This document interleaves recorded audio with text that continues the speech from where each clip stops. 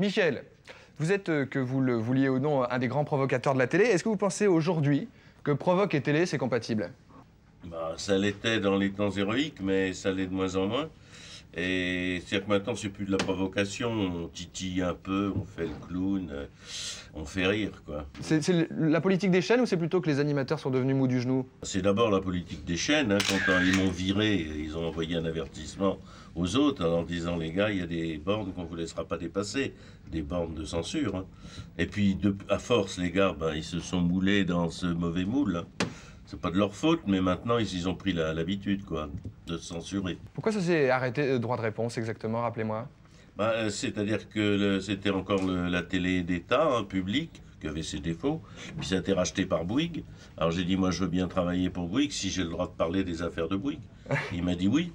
J'ai fait un truc sur le pont de l'île de Ré qu'il a construit sans permis de construire, et il m'a viré. Vous avez quand même pris énormément de risques avec cette émission. On vous a même menacé, il me semble, plusieurs fois à cette époque-là? Ah oui, je recevais des menaces de mort, oui. Vous faisiez peur donc à la direction de la chaîne, donc TF1. Est-ce que vous faites encore peur à la télé? Ah oui, parce qu'il y a eu beaucoup de gens qui ont dit, tiens, on pourrait le prendre pour présenter l'émission, pour la coproduire avec nous, et chaque fois le projet tombait à l'eau. Vous avez la télé, Michel? Oh oui, je la regarde un peu. Des émissions qui vous plaisent, celles qui vous plaisent pas? Ah non, ça, je vous le dirai pas. D'abord, par principe, il n'y a aucune émission. Ça m'étonne de votre part. Non, mais je regarde pas assez la télé pour ça. Et puis, je dois dire, tout ça, c'est mis dans un moule que je n'aime pas. Et non, puis j'ai mauvais caractère. J'ai tendance à trouver que ça pourrait être mieux, quoi. Si je le faisais moi, ce serait mieux, vous voyez, voilà ce que je pense. Michel, s'il y avait une chaîne vraiment qui vous offrait, qui vous disait carte blanche, qui vous donnait carte blanche, qui était une chaîne vraiment libre, si ça existait, un petit peu comme la 5e d'ailleurs, de plus en plus je trouve, est-ce que vous auriez envie de faire de la télé déjà? Non, maintenant c'est fini, l'envie m'est tombée.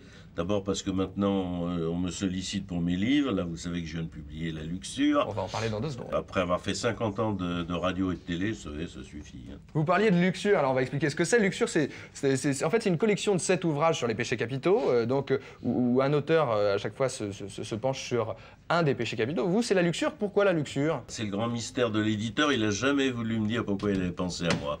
Alors, comme l'éditeur est une dame, est-ce qu'une dame lui aurait fait des confidences indiscrètes? Je ne peux pas vous dire.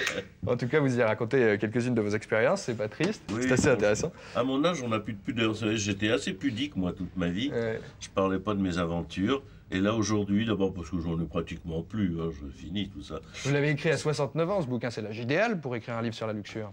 Il a l'esprit mal tourné, hein, mais c'est... Dites-moi, on a fait la luxure, donc c'est bon, il y a le livre. Si je vous dis colère, comme ça, sans réfléchir, là, en ce moment. Moi, la colère, ça a été mon état permanent pendant des années. C'est une façon de ne pas se soumettre au destin, de ne pas se soumettre aux lois et de se révolter. C'est la révolte plutôt, mais enfin la colère, c'est bien. L'orgueil?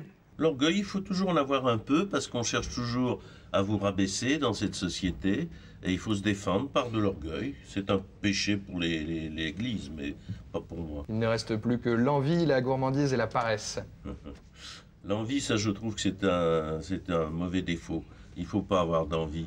Et grâce à mon vieil âge, comme ça, je n'ai plus d'envie d'aucune sorte et je me sens beaucoup mieux.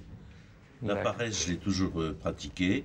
Je crois qu'il faut être paresseux parce que le pauvre malheureux qui pense qu'à travailler toute la journée, il se vide la tête.